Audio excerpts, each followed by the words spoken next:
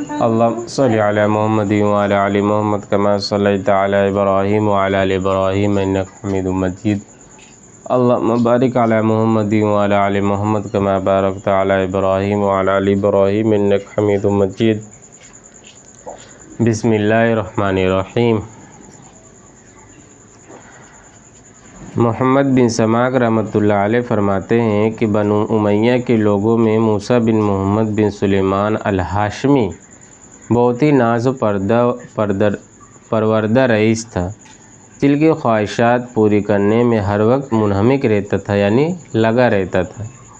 کھانے میں، پینے میں، لباس میں، لہو و لعب میں، خواہشات اور لذات کی ہر نوع میں اعلیٰ درجے پر تھا. لڑکے لڑکیوں میں ہر وقت منہمک رہتا، نہ اس کو کوئی غم تھا نہ فکر. خود بھی نہایت ہی حسین چاند کے ٹکڑے کی طرح سے تھا. اللہ تعالی شانہ کی ہر نوع کی دنیاوی نعمت اس پر پوری تھی. اس کی آمدنی 3,03,000 درہم اشرفیہ سالانہ تھی، جو ساری کی ساری اس لہو و لعب میں خرچ ہوتی تھی. ایک اونچا بالا خانہ تھا جس میں کئی کھڑکیاں تو شارع عام کی طرف کھلی ہوئی تھی. شارع عام کی طرف یعنی جو عام راستہ ہے جو شہر کو جاتا اس طرف کھلی ہوئی تھی، جن پر بیٹھ کر وہ راستہ چلنے والوں کو نظارے کرتا. اور کئی کھڑکیاں دوسرے جانب باغ کی طرف کھلی ہوئی تھی، جن میں بیٹھ کر وہ باغ کی ہوائیں کھاتا، خوشبوئیں سونگھتا. اس بالا خانے میں ایک ہاتھی دانت کا قبہ تھا جو چاندی کی میخوں سے جڑا ہوا تھا اور سونے کا اس پر جھول تھا. اس کے اندر ایک تخت تھا جس پر موتیوں کی چادر تھی، اور اس ہاشمی کے سر پر موتیوں کا جڑا عمامہ تھا. اس قبہ میں اس کے یار احباب جمع رہتے، خدام ادب سے پیچھے کھڑے رہتے، سامنے ناچنے گانے والیاں قبہ سے باہر مجتمع رہتی. جب گانا سننے کا دل چاہتا تو وہ ستارے کی طرف ایک نظر اٹھاتا اور سب حاضر ہو جاتے، اور جب بند کرنا چاہتا ہاتھ سے ستارے کی طرف اشارہ کر دیتا، سب بند ہو جاتا. رات کو ہمیشہ جب تک نیند نہ آتی یہی شغل رہتا، اور جب شراب کے نشے سے اس کو ہوش جاتی رہتی یا رانے مجلس اٹھ کر چلے جاتے، وہ جون سی لڑکی کو چاہتا پکڑ لیتا اور رات بھر اس کے ساتھ خلوت کرتا. صبح کو شطرنج، چوسر وغیرہ میں مشغول ہو جاتا. اس کے سامنے کوئی رنج و غم کی بات، کسی کی موت، کسی کی بیماری کا تذکرہ بالکل نہ آتا. اس کی مجلس میں ہر وقت ہنسی خوشی کی باتیں سنانے والے قصے اور اس قسم کا تذکرہ کرتے رہتے. ہر دن نئی نئی خوشبوئیں جو اس زمانے میں کہیں ملتی وہ روزانہ اس کی مجلس میں آتی. عمدہ عمدہ خوشبوئیں کے گلدستے وغیرہ حاضر کیے جاتے. اس حالت میں اس کے 27 برس گزرے. ایک رات کی وہ حسب معمول اپنے قبہ میں تھا. دفعتاً اس کے کان میں ایک ایسی سریلی آواز پڑی جو اس کے گانے والوں کی آواز سے بالکل جدا تھی.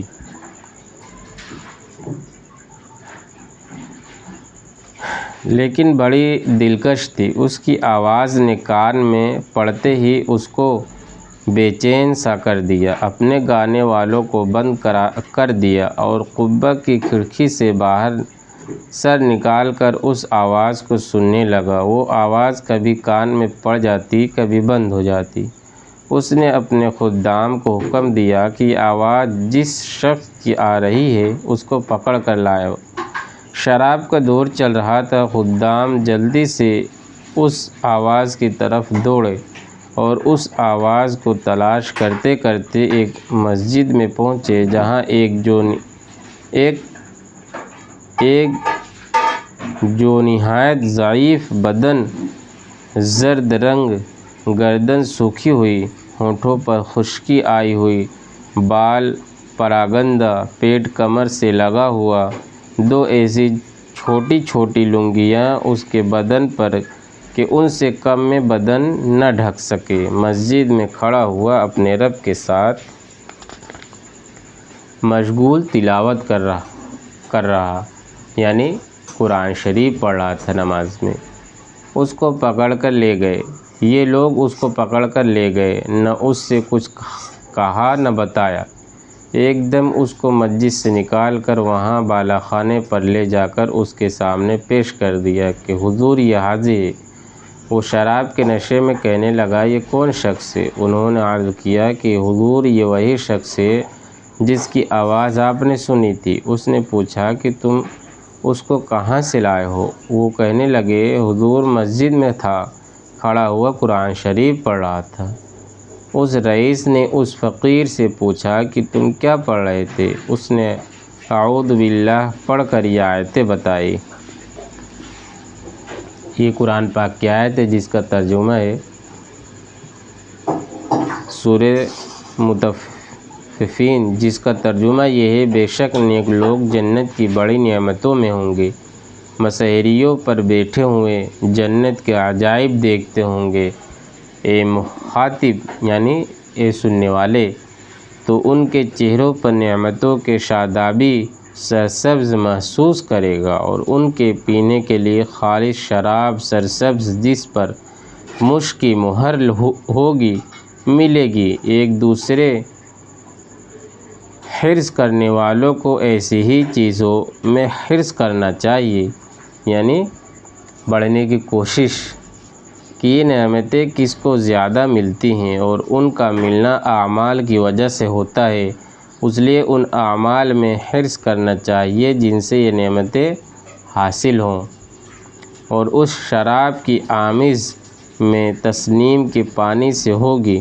شراب میں کوئی چیز ملائی جاتی ہے تو اس سے اس کا جوش زیادہ ہو جاتا ہے، اور تسنیم جنت کا ایک ایسا چشمہ ہے جس سے مقرب لوگ پانی پیتے ہیں، یعنی اس چشمے کا پانی مقرب لوگ کو تو خالص ملے گا، اور نیک لوگوں کی شراب میں اس میں سے تھوڑا سا ملا دیا جائے گا۔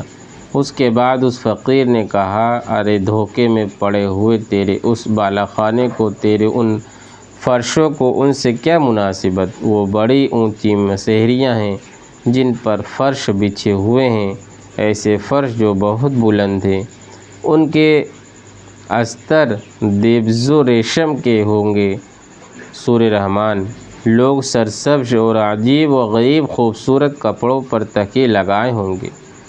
اللہ کا ولی مسحریوں پر سے ایسے دو چشموں کو دیکھے گا جو دو باغوں میں جاری ہوں گے، ان دونوں باغوں میں ہر قسم کے میوے کی دو دو قسمیں ہوں گی کہ ایک ہی قسم کے میوے کو دو مزے ہوں گے۔ وہ میوے نہ تو ختم ہوں گے نہ ان کی کچھ روک ٹوک ہوگی، جیسا دنیا میں باغ والے توڑنے سے روکتے ہیں، ایسا اللہ پاک ہرگز نہ روکیں گے۔ ایسے عالی مقام جنت میں ہوں گے جہاں کوئی لغو بات نہ سنیں گے، اس میں بہتے ہوئے چشمے ہوں گے، اور اس میں اونچی اونچی تخت بچھے ہوئے ہوں گے، اور آبخورے رکھے ہوئے ہوں گے، اور برابر گدے لگے ہوئے ہوں گے، اور سب طرف قالین ہی قالین پھیلی ہوئی پڑے ہوں گے کہ جہاں چاہے بیٹھے، ساری ہی جگہ صدر نشین یعنی بیٹھنے کی جگہ ہیں۔ وہ لوگ سایوں اور چشموں میں رہتے ہوں گے۔ اس جنت کے پھل ہمیشہ رہنے والے ہوں گے، کبھی ختم نہ ہوں گے، اس کا سایہ ہمیشہ رہنے والا ہوگا۔ یہ تو انجام ہے متقی لوگوں کا، یعنی جس نے اپنی زندگی اللہ کے حکم نبی صلی اللہ علیہ وسلم کے طریقے پر گزاری، یہ تو ان کا انجام ہے۔ اور اب کافروں کا انجام دوزخ ہے، وہ کسی سخت آگ میں ہوں گے۔ وہ کیسی سخت آگ ہوگی، اللہ تعالیٰ ہی محفوظ رکھے۔ بے شک مجرم لوگ جہنم کے عذاب میں ہمیشہ رہیں گے، وہ عذاب کسی وقت بھی ان سے ہلکا نہ کیا جائے گا، اور وہ لوگ اس میں مایوس پڑے رہیں گے۔ بے شک مجرم لوگ بڑی گمراہی اور حماقت کے جنون میں پڑے ہوئے ہیں، ان کو اپنی حماقت اس دن معلوم ہوگی جس دن منہ کے بل گھسیٹ کر جہنم میں پھینک دیے جائیں گے اور ان سے کہا جائے گا دوزخ کی آگ لگنے کا، اس میں جلنے کا مزہ چکھو۔ وہ لوگ آگ میں اور کھولتے ہوئے پانی میں اور کالے دھوئیں کے سائے میں ہوں گے۔ مجرم آدمی اس بات کی تمنا کرے گا کہ اس دن کے عذاب سے چھوٹنے کے لیے اپنے بیٹوں کو، بیوی کو، بھائی کو اور سارے کنبے کو، یعنی پورے خاندان کو جن میں وہ رہتا تھا، اور تمام روئے زمین کے آدمیوں کو اپنے فدیے میں دے دے، یعنی اس عذاب کے چھوٹنے کے بدلے میں ان سب کو، ساری انسانیت کو دے دے پر کسی طرح عذاب سے بچ جائے، لیکن یہ ہرگز ہرگز نہ ہوگا۔ وہ آگ ایسی شعلے والی ہے کہ بدن کی کھال تک اتار دے گی، اور وہ آگ ایسے شخص کو خود بلائے گی جس نے دنیا میں حق سے پیٹھ پھیری ہوگی اور اللہ تعالیٰ کی اطاعت سے بے رخی کی ہوگی اور ناحق مال جمع کیا ہوگا اور اس کو اٹھا کر حفاظت سے رکھا ہوگا۔ یہ شخص نہایت سخت مشقت میں ہوگا اور نہایت سخت عذاب میں اور اللہ تعالیٰ شانہ کے غصے میں ہوگا، اور یہ لوگ اس عذاب سے کبھی نہ نکلنے والے نہیں ہوں گے۔ اس کلام میں اس فقیر نے جنت اور دوزخ کی بہت سی آیات کی طرف اشارہ کر دیا جن کو سورت اور رکوع کا حوالہ لکھ دیا گیا۔ پوری آیت مترجم قرآن شریف سے دیکھی جا سکتی ہے، یعنی ترجمہ والے قرآن شریف کو پڑھے تو معلوم پڑ جائے گا۔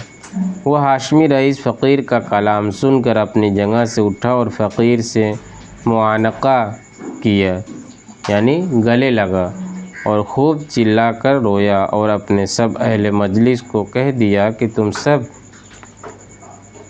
چلے جاؤ، اور فقیر کو ساتھ لے کر صحن میں گیا اور ایک بورے پر بیٹھ گیا اور اپنی جوانی پر نوحہ کرتا رہا، یعنی روتا رہا، اپنی حالت پر روتا رہا، اور فقیر اس کو نصیحت کرتا رہا یہاں تک کہ صبح ہو گئی۔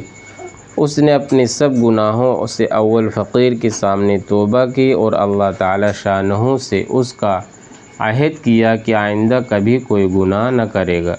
پھر دوبارہ دن میں سارے مجمع کے سامنے توبہ کی اور مسجد کا کونا سنبھال کر اللہ تعالی شانہ کی عبادت میں مشغول ہو گیا، اور اپنا وہ سارا ساز و سامان، مال و متاع، سب اہل حقوق کو واپس کیے، یعنی جس کا حق تھا سب کو ان کو لوٹا دیا۔ غلام اور باندیوں میں سے بہت سے آزاد کیے اور بہت سے فروخت کر کے ان کی قیمت صدقہ کر دی، اور موٹا لباس اور جو کی روٹی اختیار کی۔ تمام رات نماز پڑھتا، دن کو روزہ رکھتا، حتیٰ کہ بزرگ اور نیک لوگ اس کے پاس اس کی زیارت کو آنے لگے، اور اتنا مجاہدہ اس نے شروع کر دیا کہ لوگ اس کو اپنے حال پر رحم کھانے کی اور مشقت میں کمی کرنے کی فرمائش کرتے اور اس کو سمجھاتے کہ حق تعالی شانہ نہایت کریم ہے، وہ تھوڑی محنت پر بہت زیادہ اجر عطا فرماتے ہیں۔ مگر وہ کہتا کہ دوستو، میرا حال مجھی کو معلوم ہے، میں نے اپنے مولا کی رات دن نافرمانیاں کی، بڑے سخت سخت گناہ کیے، یہ کہہ کر رونے لگتا اور خوب روتا۔ اس حالت میں ننگے پاؤں پیدل حج کو گیا، ایک موٹا کپڑا بدن پر تھا، ایک پیالہ اور ایک تھیلا صرف ساتھ تھا۔ اسی حالت میں مکہ مکرمہ پہنچا اور حج کے بعد وہیں قیام کر لیا، وہیں انتقال ہوا رحمۃ اللہ علیہ۔ مکہ کے قیام میں رات کو حطیم میں جا کر خوب روتا اور گڑ گڑاتا اور کہتا کہ میرے مولا، میری کتنی خلوتیں ایسی گزر گئی جن میں نے تیرا خیال بھی نہ کیا، میں نے کتنے بڑے بڑے گناہوں سے تیرا مقابلہ کیا، میرے مولا، میری نیکیاں ساری جاتی رہی کہ کچھ بھی نہ کمایا، اور میرے گناہ میرے ساتھ رہ گئے، ہلاکت ہی میرے لیے اس دن جس دن تجھ سے ملاقات ہوگی، یہی مرنے کے بعد میرے لیے ہلاکت پر ہلاکت ہے، یعنی بہت زیادہ ہلاکت ہے، اس دن جس دن میرے اعمال نامے کھولے جائیں گے، میری رسوائی سے بھرے ہوئے ہوں گے، وہ میرے گناہوں سے پر ہوں گے، بلکہ تیری ناراضی سے مجھ پر ہلاکت اتر چکی ہے اور تیرا عتاب مجھ پر ہلاکت ہے، جو تیرے ان احسانوں پر ہوگا جو ہمیشہ تو نے مجھ پر کیے، وہ تیری ان نعمتوں پر ہوگا جن کا ہمیشہ میں نے گناہوں سے مقابلہ کیا اور تو میرے ساری حرکتوں کو دیکھ رہا تھا۔ میرے آقا، تیرے سوا میرا کون سا ٹھکانہ ہے جہاں بھاگ کر چلا جاؤں؟ تیرے سوا کون شخص ایسا ہے جس سے التجا کروں یعنی فریاد کرو؟ تیرے سوا کون ہے جس پر کسی قسم کا بھروسہ کروں؟ میرے آقا، اس قابل ہرگز نہیں ہوں کہ تجھ سے جنت کا سوال کروں، البتہ مہاں تیرے کرم سے، تیری عطا سے، تیرے فضل سے اس کی تمنا کرتا ہوں کہ تو مجھ پر رحم فرما دے اور میرے گناہوں کو معاف کر دے۔ فَإِنَّكَ أَهْلُ التَّقْوَى وَأَهْلُ الْمَغْفِرَةِ سبحان اللہ بحمدہ سبحانک اللہم وبحمدک ونشہد ان لا الہ الا اللہ ونستغفرک ونتوب الیک۔ سبحان ربک رب العزة عما یصفون وسلام علی المرسلین والحمد للہ رب العالمین۔